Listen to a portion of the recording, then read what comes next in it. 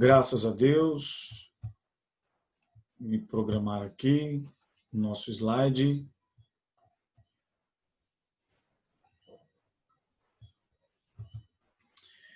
Queridos irmãos da Catedral da Fé, paz seja convosco, sou o pastor Átila Poderoso e estarei com vocês nesse espaço de tempo, falando sobre a lição da Escola Bíblica, que é sobre mordomia cristã. O tema da presente lição, que vocês estão trabalhando juntamente com a irmã Juliana e os demais professores, aqueles que compõem todo o corpo docente da Escola Bíblica Quadrangular, o tema cujo qual vocês estão trabalhando.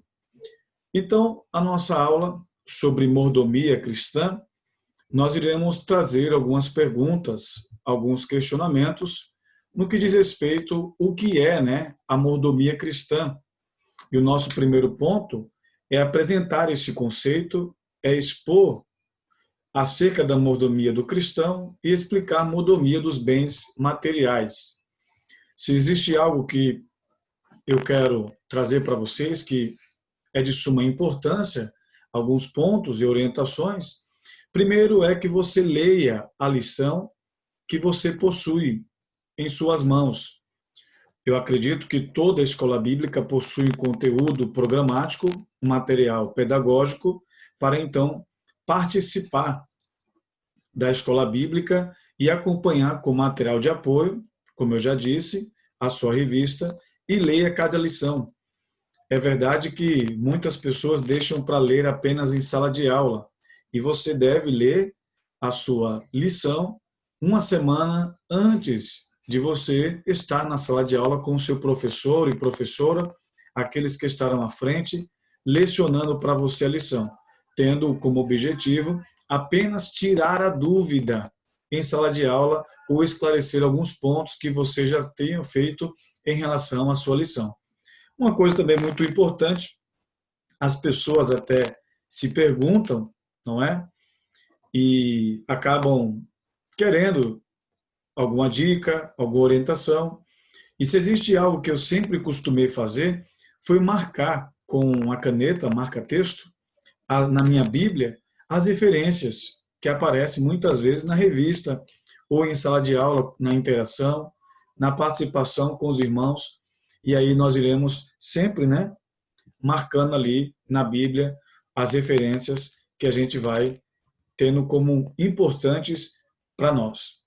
Em caso de dúvida, procure o seu professor, a sua professora, procure um irmão mais maduro na fé, aquele que já tem um certo tempo na caminhada, que com certeza essa pessoa é a mais capacitada e adequada para lhe auxiliar no que diz respeito a tirar as suas dúvidas. E eu acredito que muitos já fazem parte, já são alunos da escola bíblica, mas aqui também fica o meu convite para que você se torne, seja um aluno, uma aluna da Escola Bíblica Quadrangular. Amados, se eu posso dizer para vocês, se eu fosse colocar aqui, não apenas de se ter uma vida bem-sucedida ministerialmente, ou até mesmo acadêmica, onde o Senhor tem me colocado, mas eu posso corroborar com você e compartilhar que eu sempre procurei ser um aluno assíduo da escola bíblica. Se existe algo que sempre chamou a minha atenção desde o início da minha convenção, foi participar da escola bíblica. Uma igreja que possui uma escola bíblica forte é uma igreja saudável, madura, e ela cresce na graça e no conhecimento do nosso Senhor Jesus. Dando aqui início, o texto para a nossa lição, meus amados irmãos, se encontra lá em Lucas capítulo 12, versículo 42 e versículo 43, quando diz: E disse o Senhor, qual é, pois, o mordomo fiel e prudente, a quem o Senhor pôs sobre os seus servos, para lhes dar a tempo a ração? Bem-aventurado aquele servo a quem o Senhor, quando vier, achar fazendo assim. Então, esse é o texto áureo da nossa lição acerca da mordomia cristã. E a nossa introdução.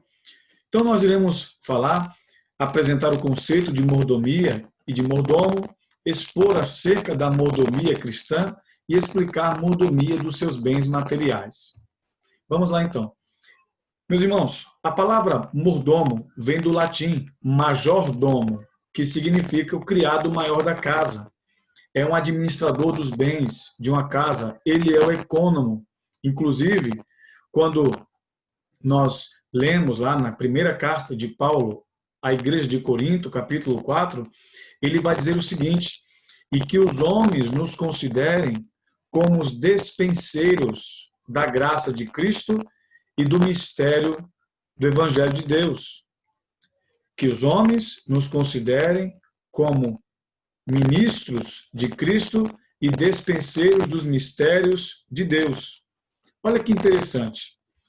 Ali está falando de despensa e não de dispensa. É justamente essa posição de despenseiro que vai na sua despensa e sempre tem algo para oferecer a alguém, ao seu senhor ou àqueles que estão ao seu redor. O versículo posterior vai dizer: ora, o que se quer dos despenseiros é que cada um seja encontrado fiel. O que Deus quer de mim e de você, como mordomos, despenseiros da graça de Cristo e dos mistérios de Deus, é fidelidade. Então, na Bíblia, a função aparece diversas vezes como encarregado administrativo dos bens de um grande proprietário de terras. O texto que nós lemos, né, e são inúmeras as parábolas que tratam da ida do Senhor Jesus, da sua saída à terra, assentando-se à destra.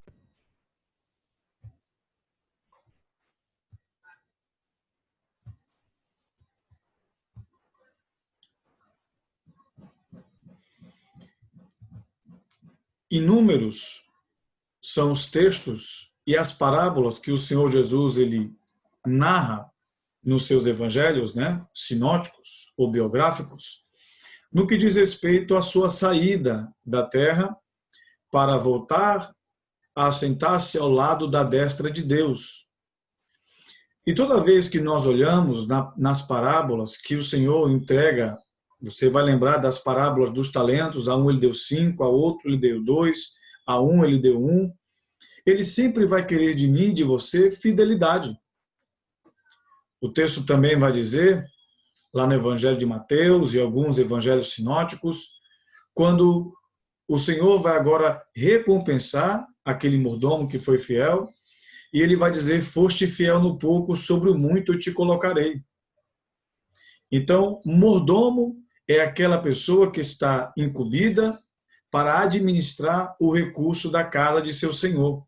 Um bom exemplo de mordomo é José, no Egito. E, inclusive, a Bíblia vai dizer que José era varão próspero na casa de seu senhor. Tudo que Potifar colocava nas mãos, ou seja, na administração, na confiança de José, prosperava.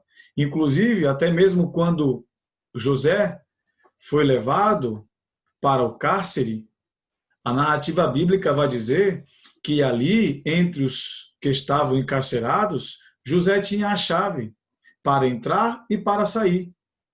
Tamanha era a confiança que as pessoas colocavam e depositavam nele. E a chave representa o livre-arbítrio. José poderia a qualquer momento sair daquela situação, mas ele se sujeitou e se colocou na condição de obedecer o propósito e o plano de Deus. José foi um ótimo mordomo.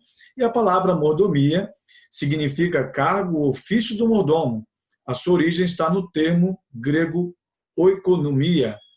Na Bíblia, mordomia diz respeito a todo serviço que o cristão realiza para Deus e o seu comportamento diante do Pai e dos homens. E aí, eu sintetizei, passar aqui ao slide, a função de mordomo corresponde ao administrador. A mordomia na Bíblia refere-se à administração dos bens espirituais e materiais. E aí chega um ponto aqui, importante para a nossa reflexão. A mordomia espiritual do cristão.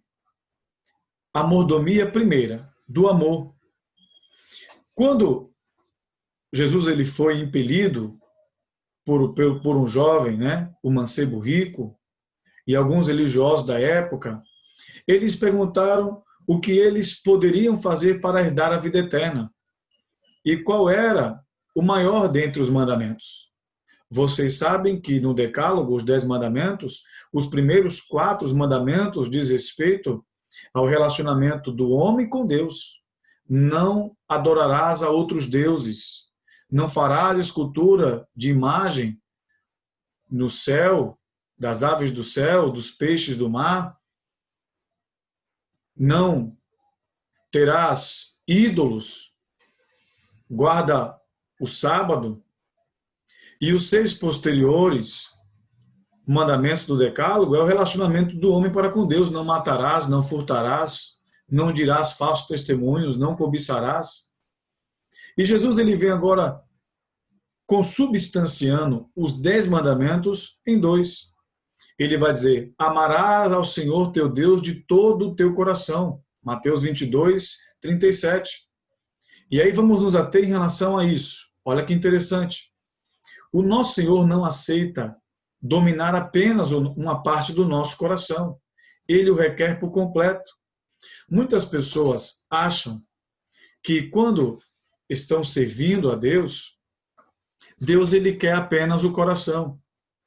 Não quer o caráter, não quer a vida espiritual, não deseja também ser senhor da vida financeira e de outras áreas da sua vida. E, na verdade, isso não faz parte do Evangelho, porque o que Deus requer de nós é de todo o coração, toda a nossa centralidade, seja nosso entendimento, a nossa alma e o nosso pensamento devem convergir em relação à vontade de Deus para as nossas vidas.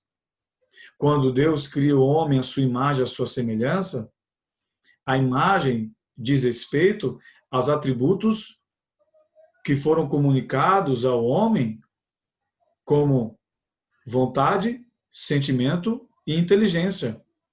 Mas quando diz de semelhança, foi os atributos que Deus comunicou ao homem, atributos morais, como justiça, misericórdia, bondade. Então Deus ele quer de mim, de você, todas estas características, o nosso intelecto, o nosso sentimento e a nossa vontade convergindo na centralidade do ser de Deus, do divino, do sagrado. E também eu coloquei aqui de toda a tua alma, de todo o teu pensamento.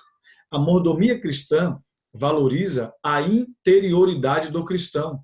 Logo, absolutamente tudo do cristão, como coração, alma e pensamento, estão votados para Deus. Ou seja, corroborando com aquilo que eu trouxe para vocês, para que então nós possamos entender que o Evangelho ele é integral.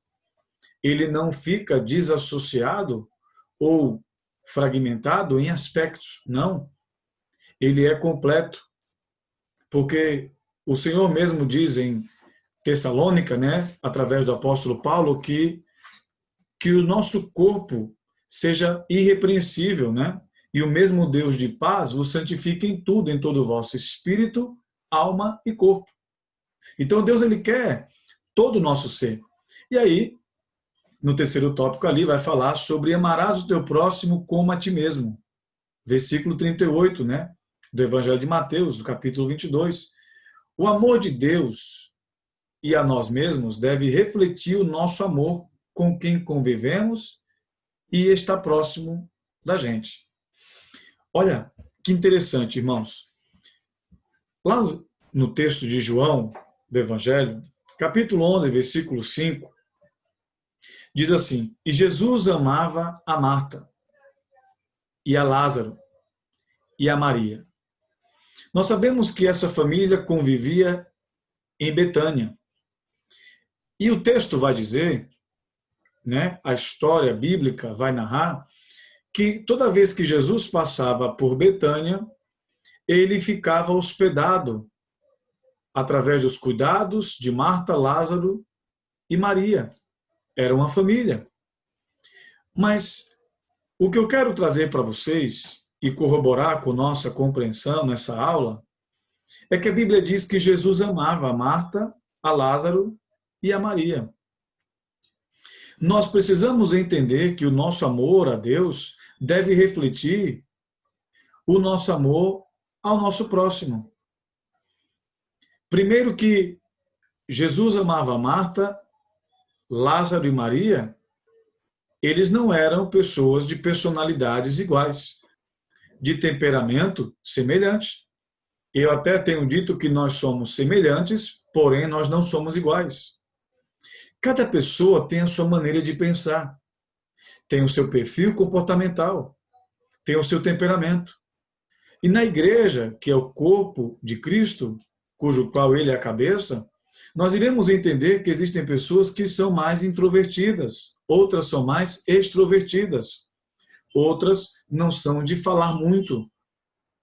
Tem pessoas que, naquele velho ditado, têm um pavio curto, são explosivas, agem pelo impulso. Mas a Bíblia diz que Jesus amava Marta, sendo a mulher ansiosa e inquieta. Lembra quando Lázaro morre? Ela aproxima de Jesus depois que ele chegou 4 dias após. Ela disse: mestre, se o Senhor tivesse chegado, o meu irmão não teria morrido. E aí, ele agora vai ajustar a fé de Marta. Ele disse: Marta, Marta, se tu creres, verás a glória de Deus. Em outra fase do ministério de Cristo, quando Marta está servindo o mestre e os seus discípulos, ela questiona Jesus no que diz respeito ao comportamento de Maria. E Jesus nada falou para Maria, mas respondeu para Marta. Aí eu lembro que lá em 1 João, capítulo 4, versículos 7 e 8, diz assim: amados, amemo-nos uns aos outros, porque quem ama é nascido de Deus e conhece a Deus. E aquele que não ama não conhece a Deus, porque Deus é amor. Às vezes nós estamos interagindo com as pessoas no templo, no nosso trabalho, na nossa família, e nós enxergamos que Deus ele tem um amor por nós incondicional. Ele nos ama da maneira como nós somos. Isso não quer dizer que ele esteja concordando com tudo que nós fazemos. Não é isso. Uma coisa é quem você é, outra coisa é o que você faz. Mas nós precisamos entender que esse amor de Deus, quando começa a ganhar camadas em nosso coração, no nosso íntimo, nós conseguimos então amar essas pessoas de acordo da maneira como Deus ama elas em sua individualidade.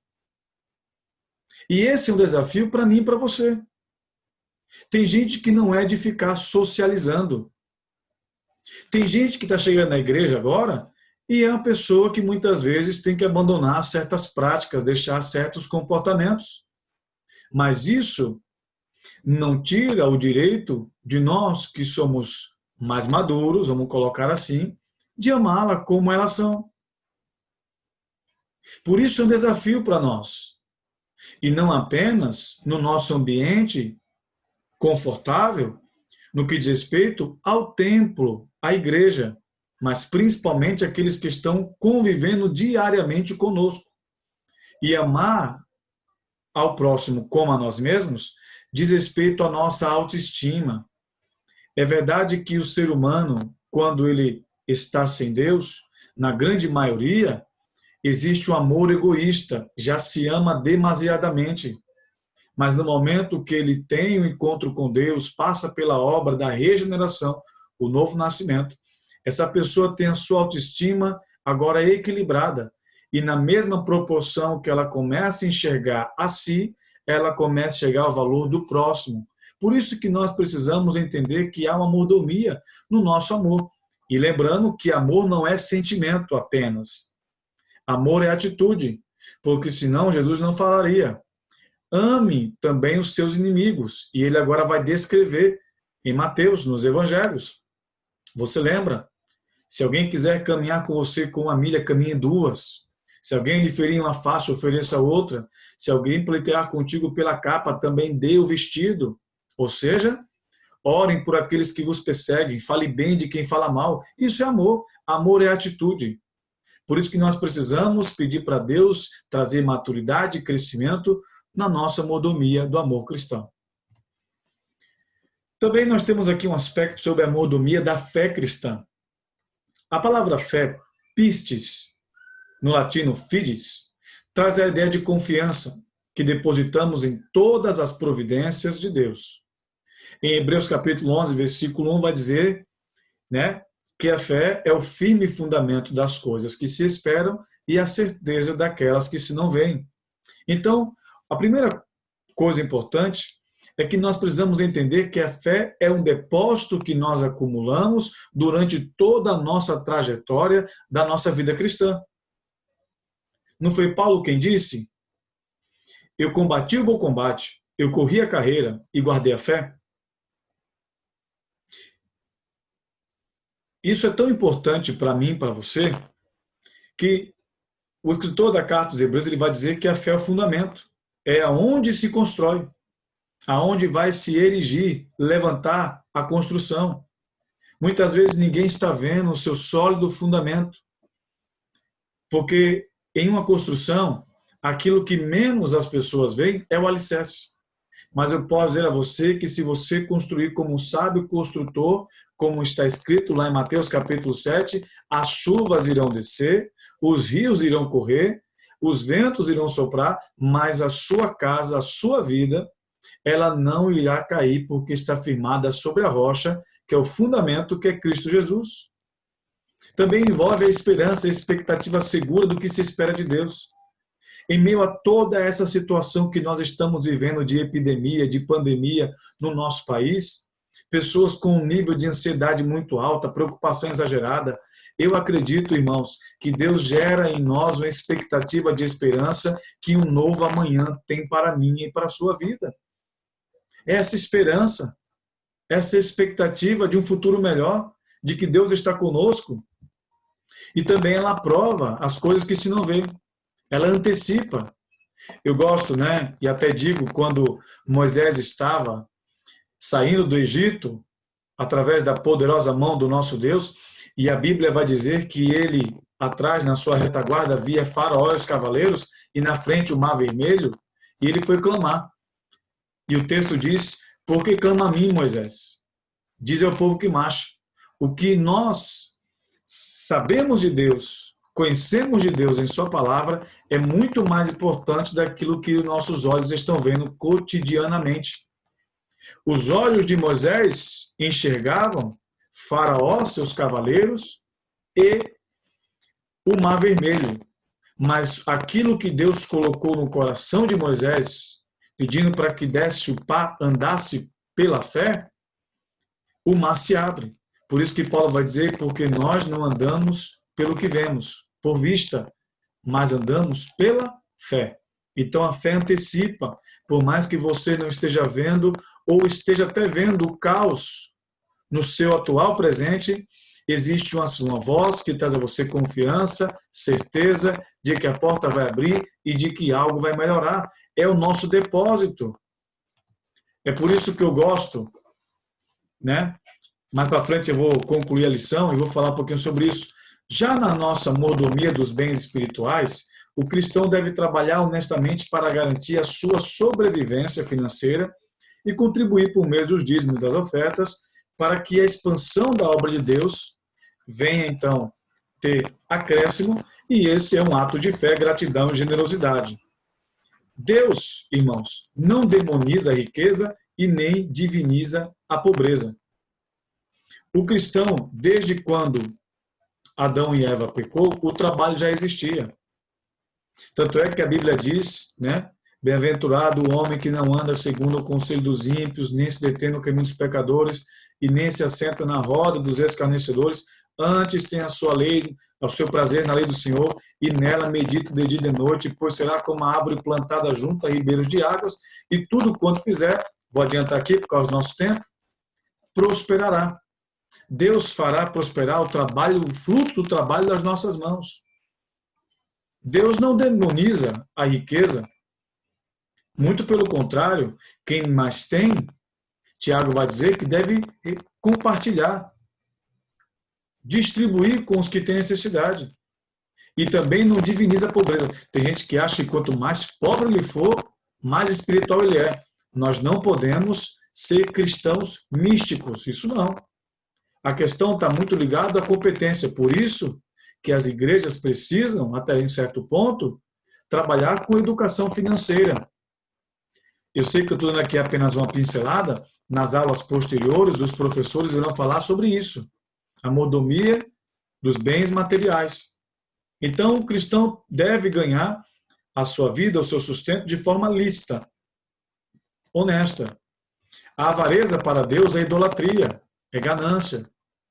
Lá em Hebreus capítulo 13, versículo 5, diz assim: sejam vossos costumes com equidade, porque está escrito: eu não te desampararei e nem te deixarei. Deus, ele supre cada uma de nossas necessidades. Nós não precisamos ter inveja, usura, ganância com a vida dos outros, porque o irmão está conquistando, o irmão está prosperando. E outra coisa, viu, irmãos? Quando nós aprendemos a desenvolver empatia, que é ver no outro mais semelhança do que diferença, nós começamos a enxergar que aquele irmão conquistou ou teve sucesso em aquela área da vida, vamos colocar a vida profissional e financeira, justamente pelos seus méritos. Quantos anos de faculdade ele fez, quanto tempo ele investiu para aprender aquilo, quantos cursos ele tem cursado. A gente gosta de olhar muito para o carro da pessoa, para o bem material, para casa, e esquece que existe um processo. E tudo aquilo que é honesto é duradouro, porque Deus abençoa. A bênção do Senhor é que enriquece e com ela não traz dores. Mas tem pessoas que se esquecem desses princípios e acabam se auto-sabotando e incorrendo num caminho totalmente ruim. E aí, para chegarmos próximo do fim da nossa lição, minha pergunta é: o que você tem feito para Deus? A Bíblia diz que não há criatura alguma encoberta, porque nós, teremos que nos apresentar diante do trono do Senhor e nos tratar. Ele vai pedir satisfação. A Bíblia diz em 1 Coríntios 13, que aquele dia a nossa obra ela vai se manifestar através do fogo. Se for obra de palha, de feno, vai queimar. Mas se for de obras, de pedras preciosas, de ouro, de prata, aí ela vai permanecer. A motivação do nosso trabalho. E Apocalipse diz: eis que cedo venho, e comigo o meu galardão, para dar cada um segundo a sua obra. Olha a importância de fazermos algo no reino de Deus, de estarmos à disposição para trabalharmos na obra do nosso Senhor. Por isso, meu irmão, não fique parado.